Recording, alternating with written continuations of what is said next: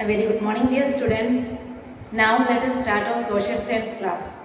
Already in previous class we started chapter 5, the DRC, the land of dense forest. And the DRC it is a Democratic Republic of Congo, and before it is known as Zaire. And in previous class we discussed the Democratic Republic of Congo, where it is located, and the neighboring countries and the geographical features. This all we discussed in the previous class, and in today's class let us discuss about the Democratic Republic of Congo's climate and the vegetation, the wildlife and the economical resources, and how the people they were living there. This all we can discuss in today's class. And first of all we can see the climate.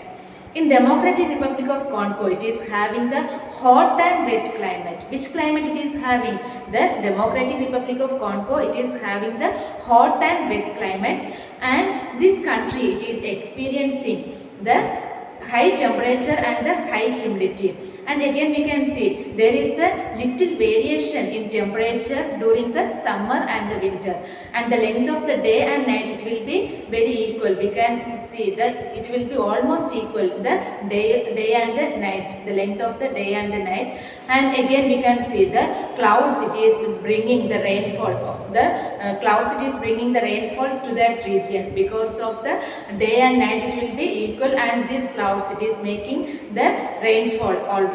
And we can see the Democratic Republic of Congo, it rains almost all the evening, it is raining. So it is known as the 4 o'clock rainfall. That rainfall it is known as the 4 o'clock rainfall. So in climate we have discussed, or we have seen the climate it is having the hot and wet climate. Which climate? The hot and wet climate it is having, and it is experiencing the high temperature and the high humidity, and the clouds it will be it is bringing the rainfall, and almost all the evening it is having the rainfall, and it is known as the 4 o'clock rainfall. And next we can see the vegetation. And the Democratic Republic of Congo, it is having the tropical evergreen rainforest, and this rainforest it is the second largest one and the thickest one in the world. And in this picture you can see this forest it is having the tall trees, and the branches are very thick. Because of these tall trees and the thick branches and all, even the sunlight when it is coming, it cannot penetrate to the forest because of the tall trees and the thick branches and all. So it is remaining dark and dim always. Even the daytime and all we can find there, it will be very dark and dim. Because why? Because of the tall trees and the thick branches and all. And next week, and again we can see the south and the southwest areas of the Democratic Republic of Congo, it is covered full of the grasslands.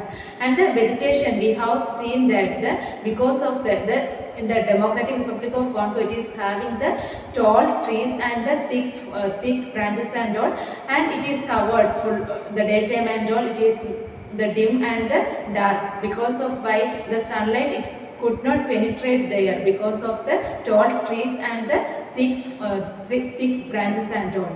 So this is the vegetation we can find in the Democratic Republic of Congo. And when we are looking at the wildlife, the species of the some wild animals such as the monkeys, chimpanzees, gorillas, pythons, lions, crocodiles, rhinos and the hippopotamus. This all it is found in that forest. And in the grasslands and all we can see some of the birds like the parrot, pelicans, the flamingos, cuckoos, herons and the plovers. These all we can found in that grasslands and all. And again we can see the peacocks and the okapi. This all we can large number we can found there. And again some the river sides and all. In the Democratic Republic of Congo's river we can see many varieties of fishes and the dolphins and all. And again we can see some the some the snakes and the insects and the flies also it is the commonly it is found there. So these are the wildlife. We can see the animals and the birds and the some insects and the in river sides and all the fishes and the dolphins, and this all we can found in the wildlife, and it is including in the wildlife. Next we can see the economical resources.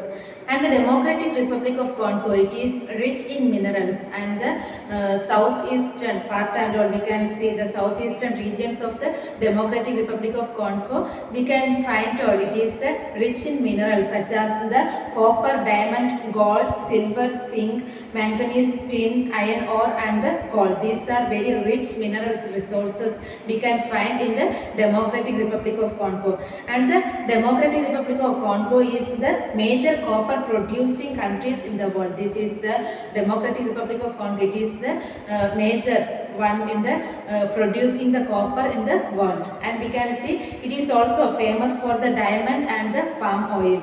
And it is the richest country in water wealth also. And we can see the rubber is found more there, abundance here, or the rubber we can found more there, and the people have established the rubber factories and all, and because they are getting more rubber there, so they are exported in other places also. And again we can see the agriculture also, it is the main important economic activity in the Democratic Republic of Congo. And the main agriculture we can find there, it is a coffee, palm oil and rubber, cotton, sugar, tea and the cocoa.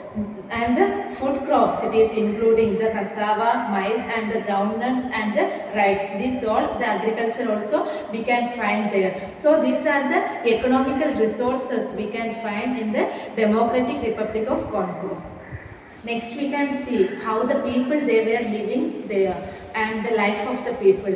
And we can say that since the life of the people, it is very difficult in Congo and it is thinly populated. Only few people they were living there, and the most of the people they live in the rural areas, not in the cities. They are living in the rural areas, and some cities we can found there. That is the capital city, it is the Kinshasa, and the minerals rich city, it is the Lubumbashi, and the port city, it is the Matadi and the Kananga. These cities we can found there.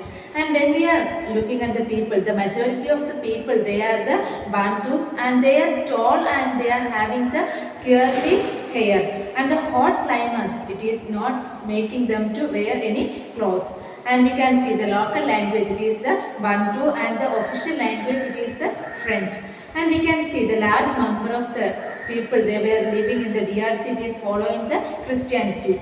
And this is the Bantus and all, and the original inhabitants of the country, it is the Pygmies, and they are living in the dense forest. These Pygmies are they are living in the dense forest and all, and they are very short. We can find when we are seeing them, they are very short, and their average height it is having 1.5 meters, and they use the science languages to lead a nomadic life. Nomadic life means they are living, they are going from one place to other places and they are living there. And they rarely eat cooked foods, and they are rarely, or they are eating always without cooking the food. And they are found music, they are fond of music, or they found the music and music and dance are popular forms of entertainments, and they like to do the music and all. And when we are looking their food habits and all, and rice and the cassava are the basic food for the people of the Congo, and the honey and the banana it is forming the regular part of their diet, and common people they are making their houses using the mud sticks and all. And their national customs it is a trousers and the colorless jackets they were using, and the men they are wearing the shirt and the trousers, and the women they were using the skirt and the blouses. These are the dresses they were using there. And this is the life of the people, how the people they were living there. I think all of you understood. And in This chapter we discuss about the DRC or the land of the dense forest, and we have seen the Democratic Republic of Congo. It is the where it is located, and the neighboring countries we have seen the geographical features and which is the climate and the vegetation, wildlife and the economic resources, and the how the people they were living there. This all we discuss in the 5th chapter.